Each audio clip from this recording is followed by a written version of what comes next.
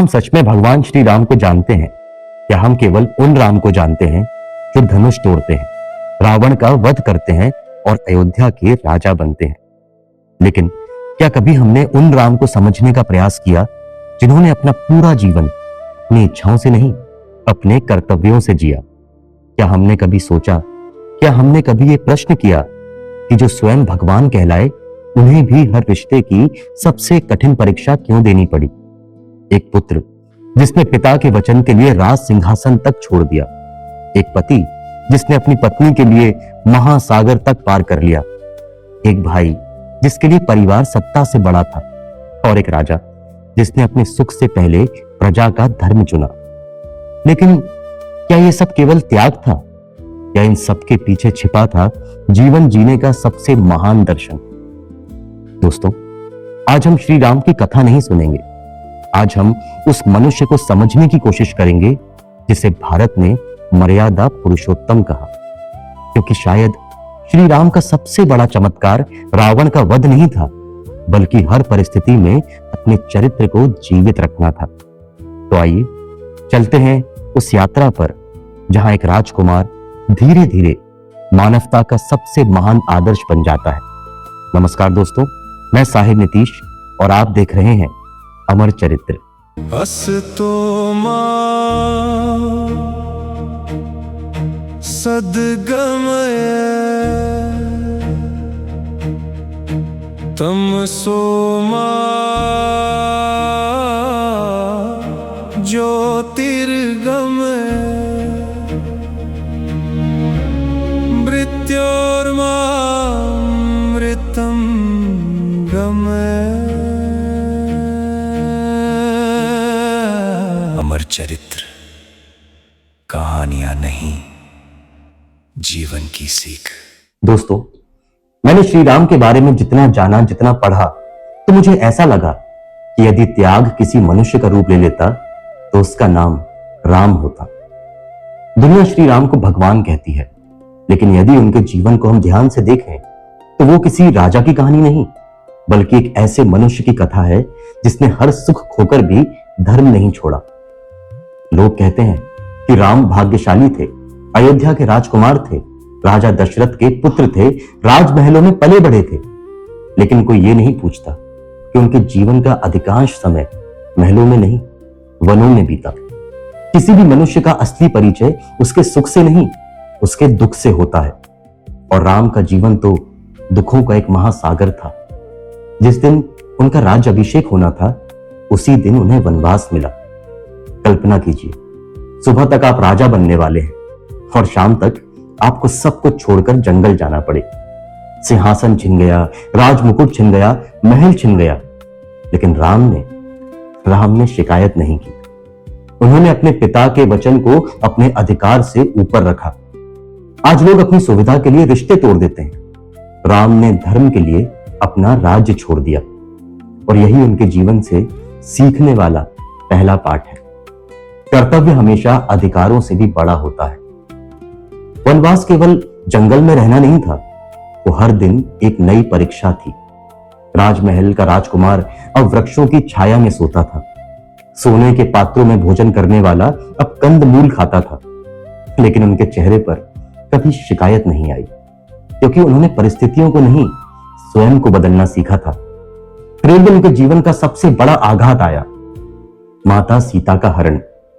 सोचिए, जिस स्त्री ने उनके लिए राजमहल के सुख त्याग दिए, जिसे श्री राम ने अपने प्राणों से भी अधिक प्रेम किया, उसे रावण छीन कर हर कर ले गया। कल्पना कीजिए उस पीड़ा की। भगवान होने के बाद भी वो रोए, वृक्षों से पूछते फिरते थे, क्या तुमने मेरी सीता को देखा है? और यही तो राम की महानता है, यही उनको महान बनाता है। उन्होंने कभी अपनी भावनाओं को छिपाया नहीं, उन्होंने दुख को स्वीकार किया, लेकिन दुख को अपनी कमजोरी नहीं बनने दिया। आज लोग छोटी छोटी बातों से टूट जाते हैं, लेकिन राम चले, राम खोजते रहे, राम संघर्ष करते रहे, आगे बढ़ते रहे। और यही उनके जीवन से सीखने वाला दूसरा पाठ है कि दुख जीवन को रोकने के लिए नहीं, मनुष्य को मजबूत बनाने के लिए आता है। फिर आया रावण, इतिहास का सबसे शक्तिशाली सम्राट, विद्वान, महाबली, अजय। लेकिन राम के पास क्या था? ना कोई विशाल सेना, ना कोई साम्राज्य, ना कोई संसाधन। एक वनवासी राजकुमार, कुछ वानर, कुछ भालू और धर्म पर अटूट विश्वास। दुनिया शक्ति को संख्या में खोजती है, राम शक्ति को सत्य में खोजते थे। उन्होंने सिखाया, जब उद्देश्य धर्मपूर्ण हो तो साधन छोटे होने पर भी विजय संभव है। फिर युद्ध हुआ, लंका जली, रावण मारा गया। लेकिन क्या यहीं पर राम की कहानी समाप्त हो जाती है? नहीं, वास्तविक पीड़ा तो उसके बाद शुरू होती है।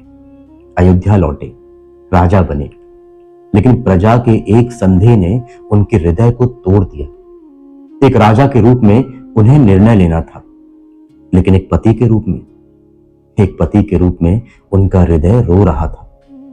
और उन्होंने वो किया जो शायद इतिहास का सबसे कठिन त्याग था। उन्होंने माता सीता को वन जाने दिया। यह निर्णय सही था या गलत, इस पर तो युगों से चर्चा होती आ रही है।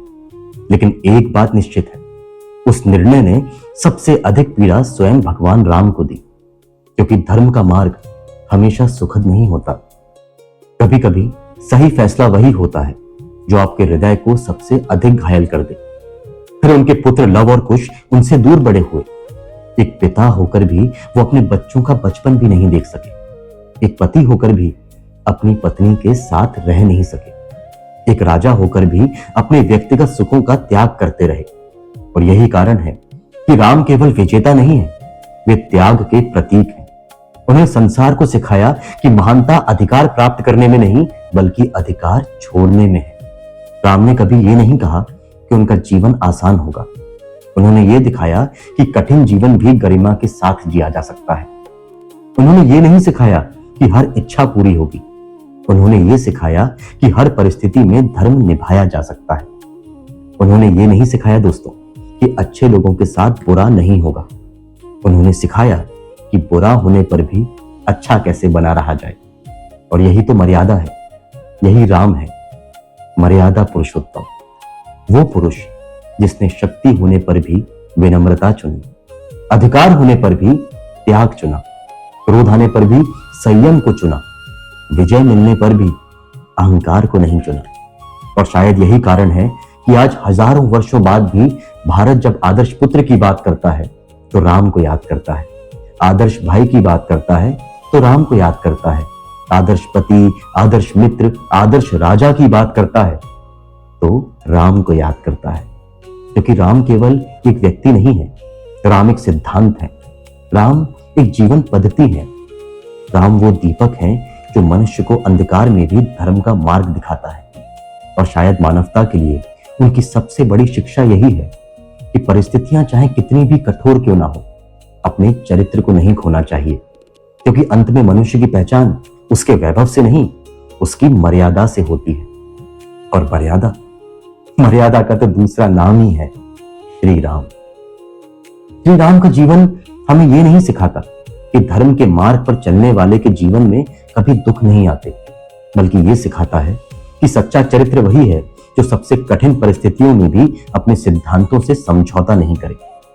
श्री राम ने हमें सिखाया कि शक्ति से बड़ा संयम होता है, अधिकार से बड़ा कर्तव्य होता है, विजय से बड़ा चरित्र होता है और प्रेम से बड़ा कोई धर्म नहीं होता।